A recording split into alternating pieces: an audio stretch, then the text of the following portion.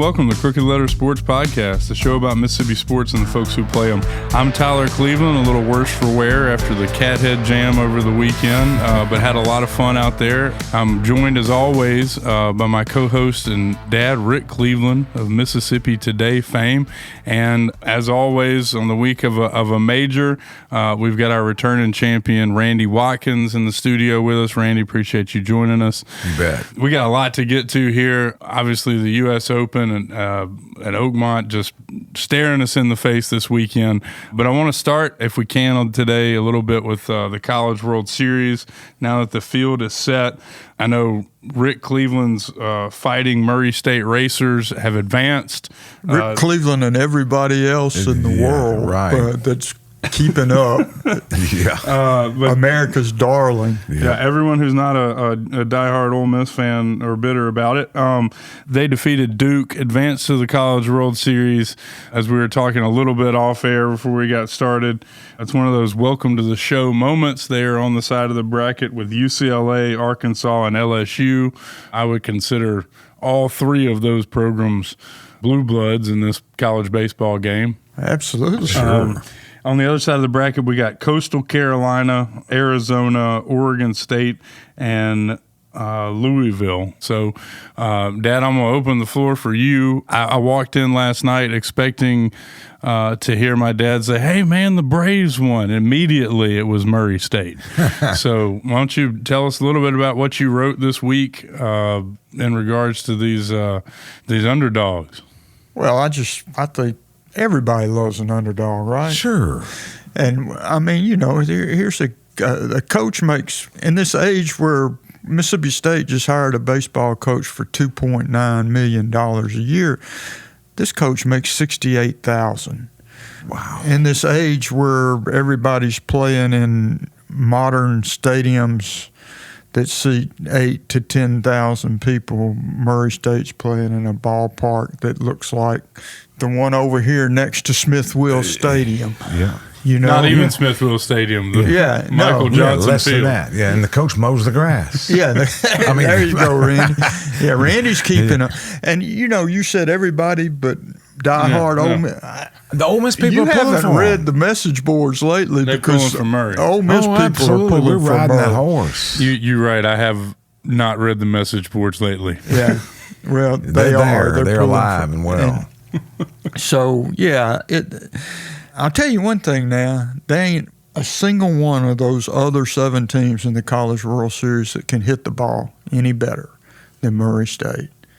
They swing it. They do. They won't get cheated at the plate, buddy. They're going in there to hit. I love the way that, for me, the at-bat doesn't even start until they have 2 strikes. Really? Yeah, they're a great story and a great team, and I would just love to see them go all the way.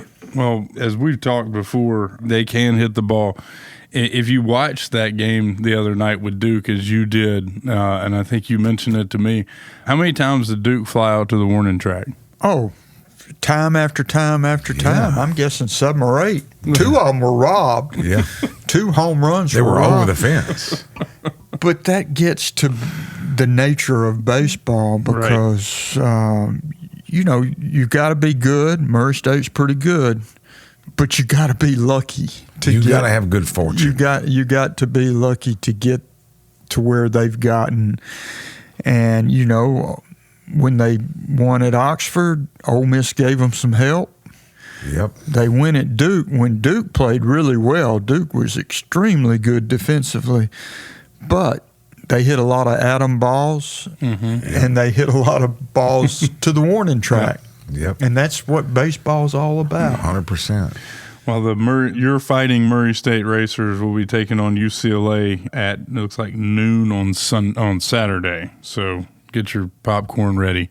Any other thoughts about the rest of the field? Was kind of happy to see Coastal make it. Don't sneeze on them, man. They could win it. Yeah. They've won 26 in a row, something like that. Is it that many now? Yeah. Wow. Including beating Southern in the finals of the So let me ask y'all a question about that.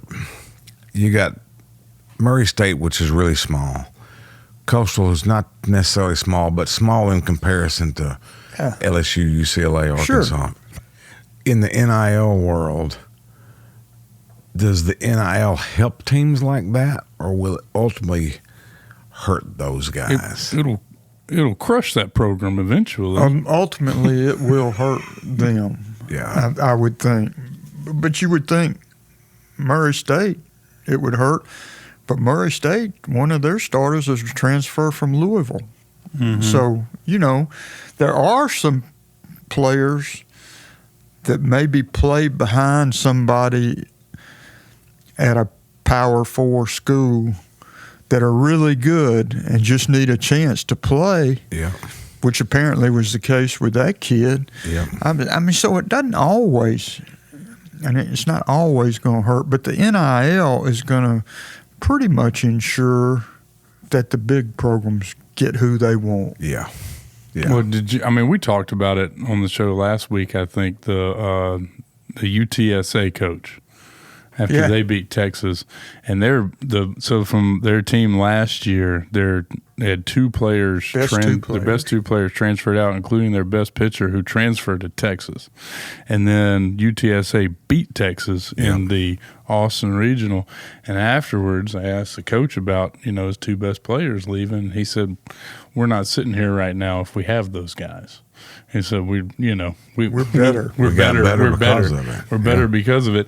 And they said, "Well, what are you going to do if now all these guys get poached or move on?" He said, "We'll go find somebody else." Yeah, which is a fantastic attitude. I don't know how long you can sustain that. Yeah, exactly. But it's the right attitude and the right approach to it. But is it now a time where we should really enjoy this underdog storyline, because it's going to become less and less likely? Not impossible, obviously, but less likely.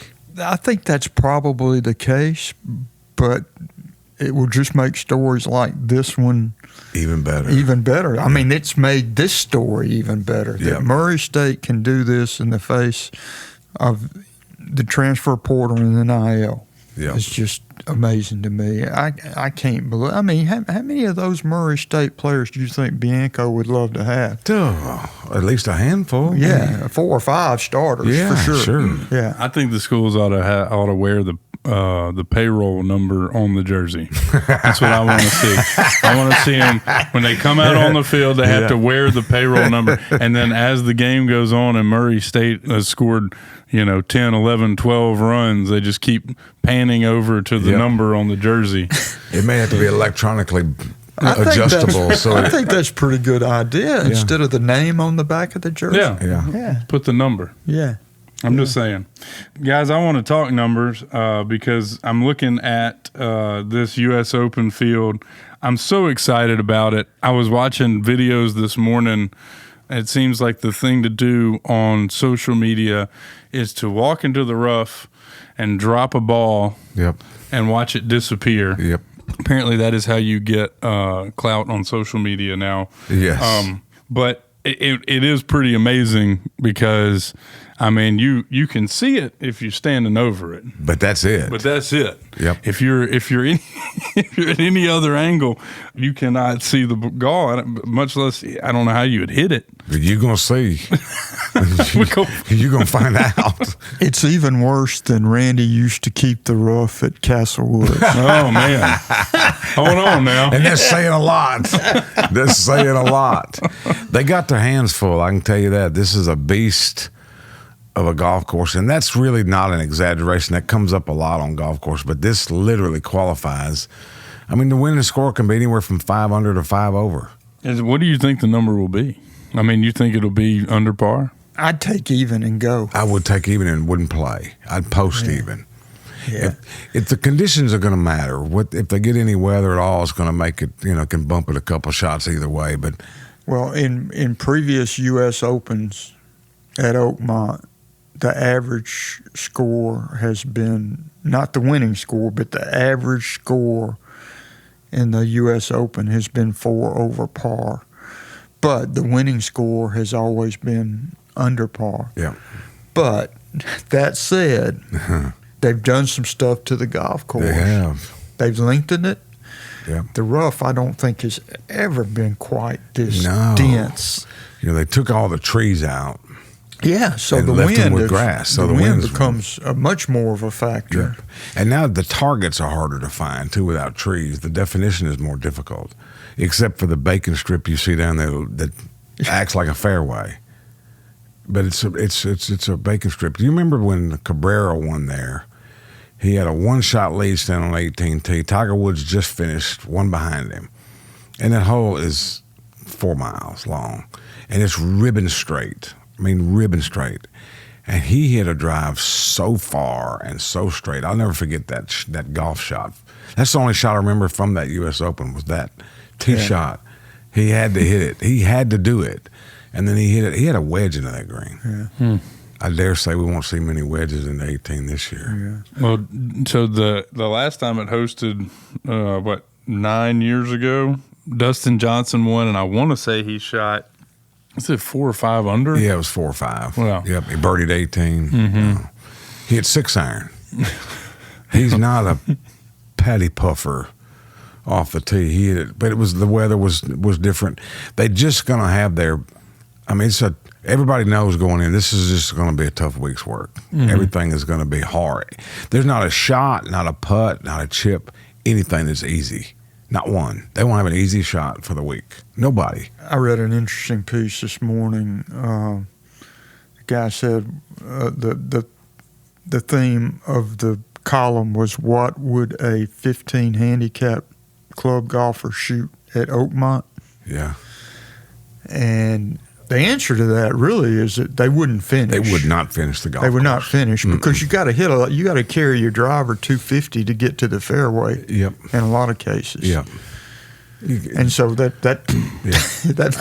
a lot of people can't do that. And look, without the help of volunteers and marshals, and you can't find your ball. You run out of golf balls.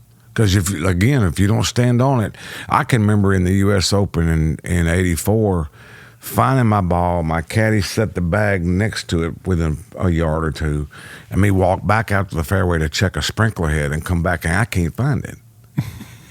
I know when he's standing really close to it. Yeah. He's effectively on top of it, and I'm looking around for it. And he's telling me, watch where your big feet go. You close. Yeah. So tell us again, where did you play the U.S. Open? At Wingfoot. Well, that's no.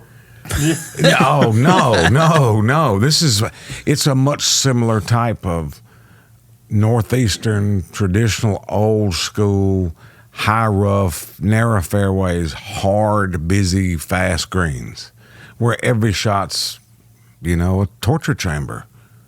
I mean, you have no room for error. Every shot's demanding.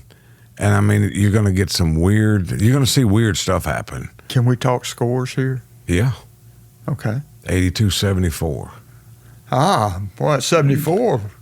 Pretty proud of that 74. I'll be honest with you. It was par 70. Wow.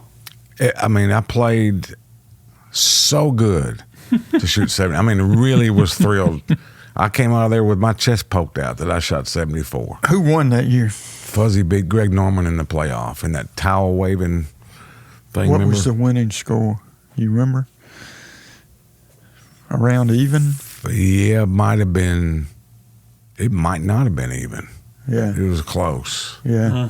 Hale Irwin had won there, and Fuzzy beat him beat Norman in a playoff. It went 18 holes then still. Yeah. I mean, it was ridiculously difficult. Well, my contention is, and tell me if you agree with this, that Johnny Miller's 63 in the final round at Oakmont is the best competitive round of golf ever. Agree with that. I do. The only round that rivals that, and only rivals it probably to me, was the year Tiger won at Pebble Beach. Yeah. By 12. Oh. And he didn't make a bogey on Sunday.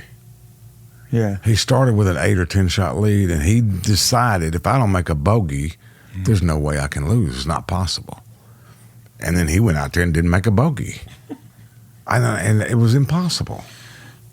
Well, the second best score the day that Miller shot 63 was 1 over par. Yeah. I mean, it's the round. There's no question about that. Yeah. It was the round that introduced him to the world because he was kind of not really. You knew who he was. Sure. I knew who he was, but a lot of people had never heard of Johnny Exactly. Miller. He was just sort of starting to become Johnny Miller. Yeah. But the caddies were right. They told me he could hit it in the leather faster with a 3-iron than I could with a wedge. That's how good he was with long irons, and it was true. Yeah. Well, the disparity between him and the rest of the field makes it sound like it was the old guy from Caddyshack in the rain having the round of his life and That's just laughing after every shot. And, exactly. Except you won't see many smiles in the U.S. Open. No. but we may see some smiles if Scotty Scheffler makes a run. Just wanted to get this out of the way. This guy has won 3 of his last 4 starts. He is the odds-on favorite, 11-4 odds.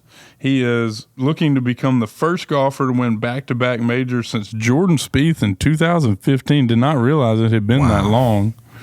I mean, I don't know. I'm looking at the rest of it. I mean, this is the best, the shortest odds, I should say, of any golfer since Tiger Woods in his prime. Rightfully so. Randy, how far are we away from saying that we had the Nicklaus era, we had the Tiger era, we're in the Scotty Scheffler era of golf? Not terribly far. We're not there quite yet. We're not there, but he's got to sustain a similar pace For 10 more years. No. Well, 3 to 5. 3 to 5 more years. Yeah. He's playing. Golly, he's just. He just surgically takes them apart. Yeah. Okay. Here's the one reason I was really looking forward to talking to you today, Randy, is the Ole Miss part of this story. Yep. It's a great story. It's a great story. And the architect of it, Chris Malloy, is one of the best people in Mississippi sports. I mean, 100%. he's just a super guy. Yep. The best. Yeah. He's just the best.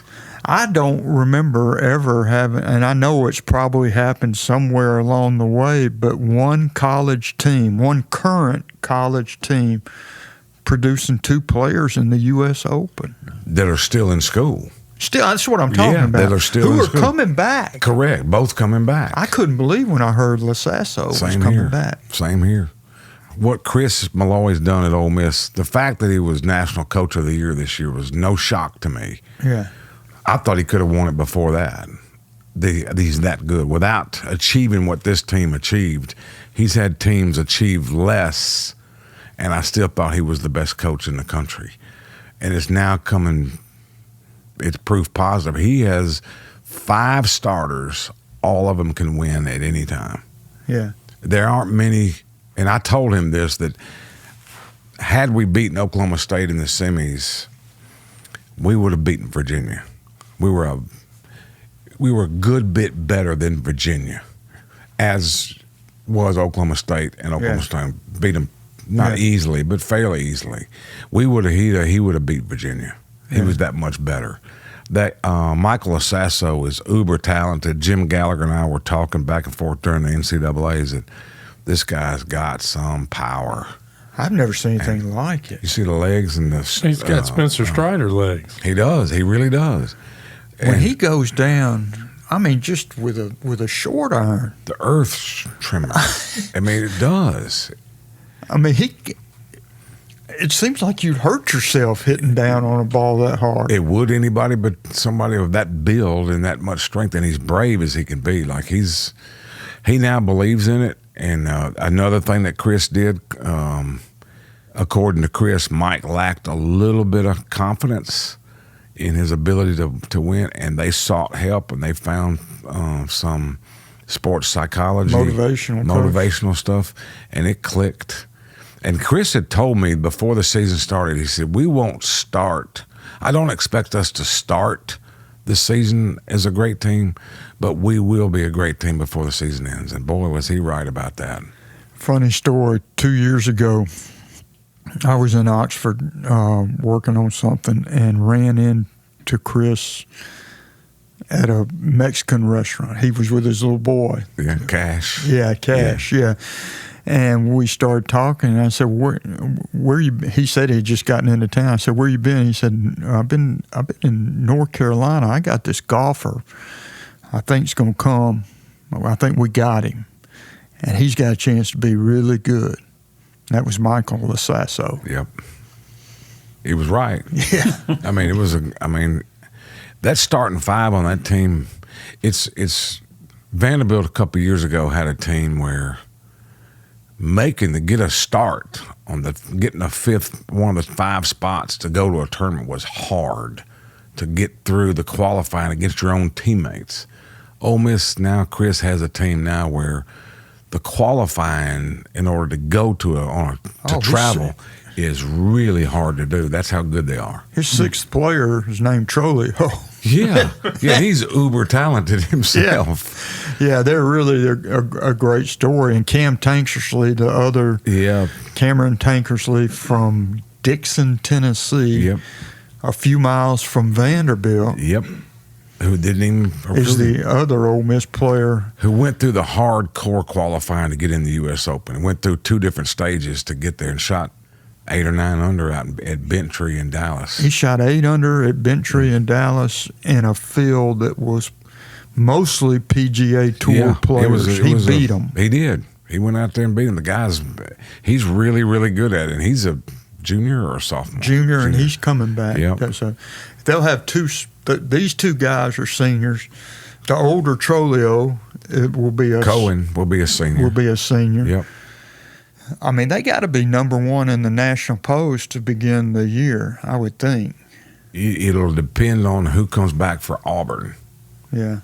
But it'll be one of the 2. But I think it'll be Ole Miss, and it'll certainly be my pick. But one of the reasons they're coming back is because of Chris Malloy. Oh, he works. That guy is he really has a work ethic and a dedication. That was his dream job. Yeah. And he's great at it. I talked to him yesterday. He was on the way to Memphis to catch a plane to Oakmont. And we talked about it, and I asked him, well, what would be a good – would you consider a good showing for your 2 players at Oakmont? He said, well, the obvious answer would be if either one of them could make the cut, that would be great. He said, but I don't want to sell them short. He said, if one of them gets on a roll, and I think he probably meant in particular Lasasso, yeah, because he can get down through that rough. He can. He can. It won't stymie him every time. But anyway, he said, I don't want to sell them short. One of them could get on a roll and contend. Now, I don't think that'll happen. Me personally, I don't think that'll happen. It's very unlikely, but not impossible. Well, they have the talent. It also shows part, I think, of what makes Chris a good coach. Yeah, you're right. You're exactly right. Well, I'm glad you guys mentioned the qualifying because, Randy, I wanted to get your take on the Max Homa story from last week. I know that golf is a notoriously, played in the 6 inches between your ears, and people go through things. I've never seen somebody, basically fire their caddy and then carry their clubs for 2 rounds. One day, 36 holes, one day. Yeah. Plus a playoff. Plus the playoff, right. So he ended at 36. To be honest with you, that speaks pretty highly of that guy. Yeah. That he's not too big for that. He wanted to qualify for the U.S. Open. This guy's a 5 or 6 time winner, a multimillionaire. He could have just bagged that or picked up anybody. I'd have carried his bag for him just to keep him from having to do it. But he didn't mind putting that bag on his shoulder and go get after it, and then played great. He did play well. He played really well to get to his spot. I just think that guy's a good guy. I think he's gone into some dark holes. But I think he's clawing his way out, and he's played some better golf of late. And I really want good things for him. I always pulled for him, but now I really want, because he's been in the dungeon of golf, and it can be a dark, cold spot, buddy. Has it come out what happened between him and his caddy? I haven't read anything else. I haven't read it either. And it can be something so small that you go, that's ridiculous. It could be that. Well, this guy was only on his bag for like a month, I think. He had another caddy. hired a new guy who was on the bag for about a month and then showed up to the qualifier by himself. When a guy's edgy, which he had to have been for the last year, because he was at the top of the mountain, fell to the bottom, and starting to claw his way out. I mean, it could be he didn't put the right glove in the bag. Yeah. And fire him. I mean, it can be that simple. He forgot a head cover, whatever. Yeah. It could be that simple. It may not be, but it can be. Well, let's talk about who's going to win. Yeah, who'd you get in your draft? I didn't have the first pick, so I didn't get Scheffler. Oh. Well, if you're going to pick one, if you only had one pick, you got to pick him. Yeah. I mean, you're foolish not to take him because his game, while he's not won a U.S. Open yet, his game fits a U.S. Open very well.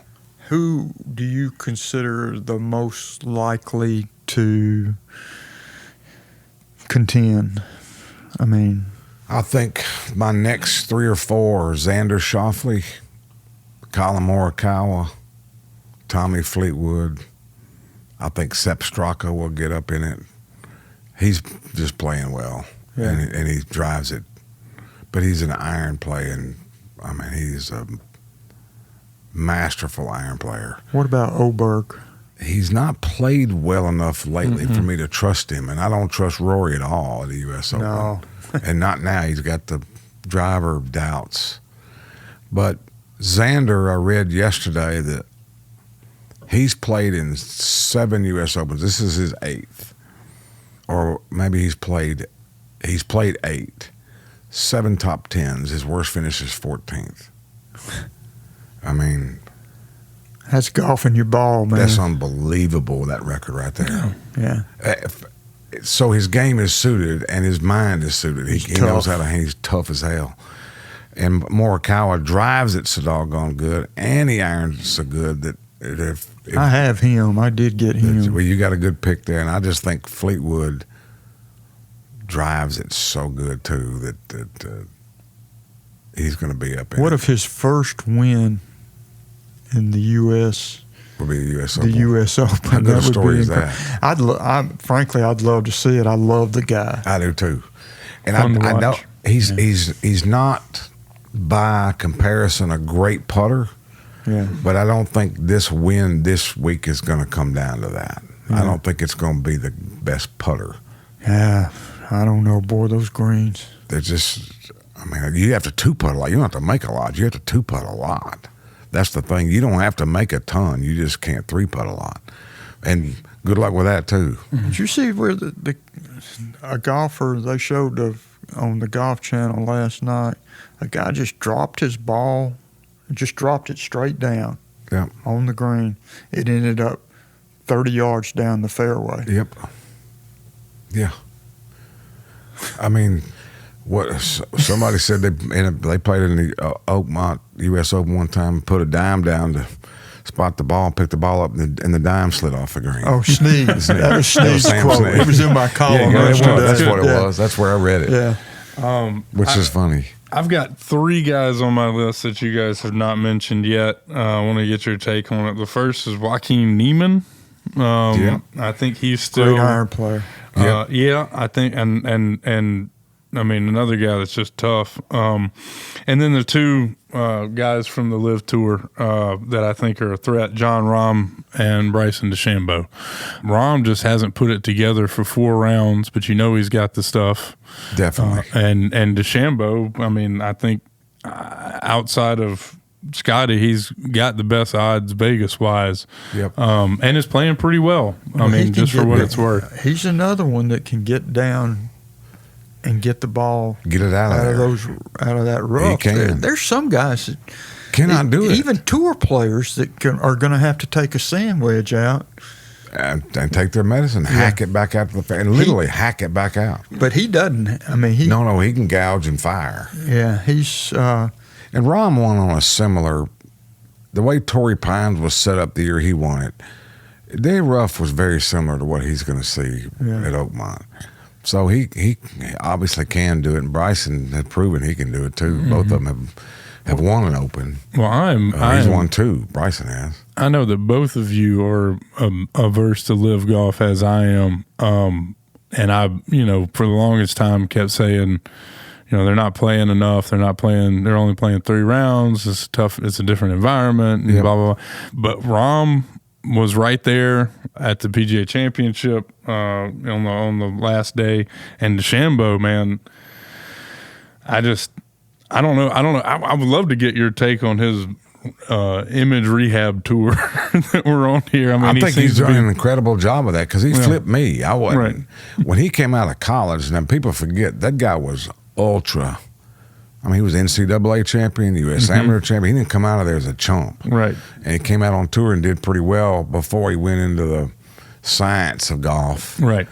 And then he went weird, and we all turned on him. And he either took note of that or just made up his mind he didn't want, or he matured, one or the other. But I think he's matured well. Yeah. And so I don't wish him any harm. I'm just not going to pull for him against a PGA Tour player. Well, it seems to me that some people thrive on being like the heel. Yeah. I don't think he did. I don't think he enjoyed that very much. I don't think he did either. It was the and I can almost pinpoint it. It was the year that he said that, I can't remember what he said, the score should be, what par should be at Augusta, and said he was going to overpower the course. Yeah. The par 68 course, he was going to overpower it, and flash to like the first round on like the 3rd hole, and he's like off in the woods, or I think it was 2. He was off in the woods looking for his ball. And he didn't shoot 68. No, he didn't shoot 68 that day. And I just think maybe that and all the flack, that he got, and rightfully or wrongfully from fans for going to live. I mean, I just feel like I think he took all that to heart, and it's becoming harder to pull against him, if that makes sense. Yeah, I could see that. And he and Brooks, they had a tete-a-tete there for a long time, and that was a bunch of muscle flexing, but that became a story. I'm sure he got sick of all that, and now they like each other. Right. Somehow maybe they both matured some, but Bryson has definitely matured, and he's good for golf. I would never deny that because he's fun to watch. Well, and he does freakish stuff. I don't like the Live Tour at all. Me either. But I admire John Rahm. I love the way he plays. I love his nerve. I love his swing. I do too. Yeah, and I love his hands. Oh, we talked about this. Yeah. The Spaniards. It's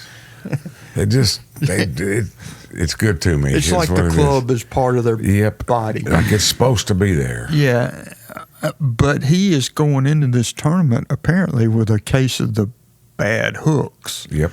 Which is not what you want to be. Yeah. That is not good. He better have that fixed by tomorrow. Yeah. While we're on the subject, before we move on, I know that a lot of these guys, and I can't believe it's been this long, but a lot of their contracts are about to be up. Yep. With Liv. Is there hope that maybe they'll come back to the tour and kind of, now that they've got the bag? There's hope. Yeah. But I think Jay Monahan has proven to be steadfast that he's protecting the guys that stayed. Yeah. And whatever that takes, that's his position. He's going to protect them first. And I think they've slow played Liv, hoping it would just fizzle. But I just saw where they got a Fox deal for TV for Liv recently, which is not good for the PGA Tour. And I was hopeful that wasn't going to happen. But the tour's taking a position that they're protecting those that stay loyal to them first, and we'll see what happens with the rest of them. It would be Fox. It would be. Sure. It had to be Fox, right? It had to be Fox. I hope it, I always Liv would go away. The one thing, the thing that I get the maddest about, or the most aggravated with, then they say, we all just want the best players to play against each other more often.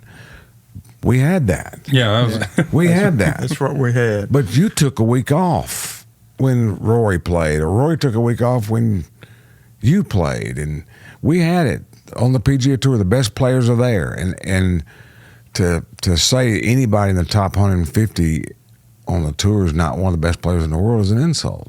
It's just not true. Yeah. You may not know who they are, but you can't tell the difference between them on the driving range. You can't tell. That's right. That's right. So, guys, any final thoughts on the tournament this week? What are you looking forward to the most, and what will you be watching for when the guys start teeing off Thursday morning? I love watching tournaments on this kind of golf course. I love to watch the best players in the world get challenged like this, and I like that. I do too, and I like to watch the attrition of it. Yeah, so because it's Thursday looks a certain way, and then Friday looks a certain way, and then Saturday looks a certain way, and then Sunday you're down to 4. Mm-hmm. You know, it goes from 156 or 165, however many they play. 156. Yeah. By Sunday, it'll be down to 4 or 5 guys that have a shot at it. What is the dream final pairing? Whoa. Scotty. Xander, Morikawa. Yeah, that'd be. Well, they played twosomes in the final. Yeah, they won't play 4, but the final. I would say Scotty and the dream would be probably Scotty versus Bryson. Yeah, yeah, that's what I'm thinking. Yeah. That TV would like that the best for sure. Yeah, Mm-hmm. No doubt about it. But I would like to see Xander or Colin Mm-hmm. in a final twosome with Scotty. Yeah, I think that's what I would want. I would not just throw away that Scotty DeChambeau final pairing. No, I wouldn't either. I know who I'd be pulling for, but I'd have some fun watching. Well, my dream final pairing would be Scotty and Michael Lasasso. You're right. Yeah. How about that? Well, or Davis Riley and Michael Lasasso. David. We hadn't even talked about Davis. Davis could play well here. He could very easily do it. He just finished tied second at the PGA on a brute of a golf course. He plays difficult golf courses well, and he has, since he was a junior golfer, played his best golf in the most important on the biggest event. Biggest stage. Yeah. So, that's who I'm pulling for. Well, there's 15. I think there's 15 amateurs. We got 2 of them, which I think is cool. And I'm biased, and I'm proud they're both rebels, but we also have Davis in it, and I think that's cool that we have 3 Mississippi attached people in the event, and I think that's awesome, and I can't wait. I hope they all make the cut. I hope they all going to make something, because you get paid. I got a check for $600, even if you miss the cut to the U.S. Open, they pay you something. Well, with inflation, that would now be $60,000 at least. Damn. That hurt my feelings. That $600 felt like $60,000 at the time. I wasn't making any money. Randy, we're talking 41 years. 41 years ago. Yeah. Pretty good while. You're right. Yeah. Good fun to watch. The median home price was about $36,000 back then. You played in the U.S. Open, buddy. That's all. That's correct. Hey, that's correct. Yeah, I'm put proud that of on your tombstone. For sure. My daddy sure did love that. Well, I hope that all our listeners enjoy watching it as much as I'm sure we will, the appointment viewing on Sunday. Everybody have a good weekend out there. Hopefully you get to get out and play a little bit yourself. And we'll talk to you next Tuesday. Y'all have a good one. Thank you, guys.